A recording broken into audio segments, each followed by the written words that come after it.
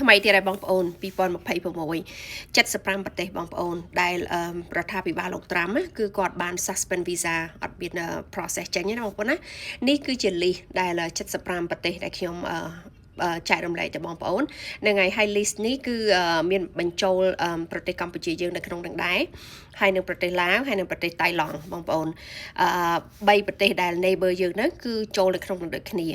ពីដើមមកគឺគាត់បញ្ឈប់19ហើយគាត់បន្ថែម20ទៀតអញ្ចឹង39តែឥឡូវនេះគឺគាត់ប្រកាសហើយគឺថា75ប្រទេសបងប្អូនព័ត៌មាននេះធំណាបងប្អូនហ្នឹងហើយវាជាការមួយដែលដូចថាចំពោះខ្ញុំខ្លួនឯងផ្ទាល់ក៏ខ្ញុំមានការភ្ញាក់ផ្អើលដែរខែ1ថ្ងៃ21 2026បងប្អូនដែលវា affect ហ្នឹងហើយដែលវាចាប់ផ្ដើម affect ទៀតហើយដូចគេថាអញ្ចឹងអ្នកណាដែលថា process visa ហ្នឹងគឺថាត្រូវតែដូចថា suspend មួយរយៈហើយគេក៏អត់មានពេលវេលានឹងបញ្ចេញប្រាប់ថាថ្ងៃណាដែលគេបើកវិញដែរគឺគេឲ្យយើងរងចាំដោយអត់មានកាលកំណត់បងប្អូន comment below ថាបងប្អូនគិតយ៉ាងណាហើយ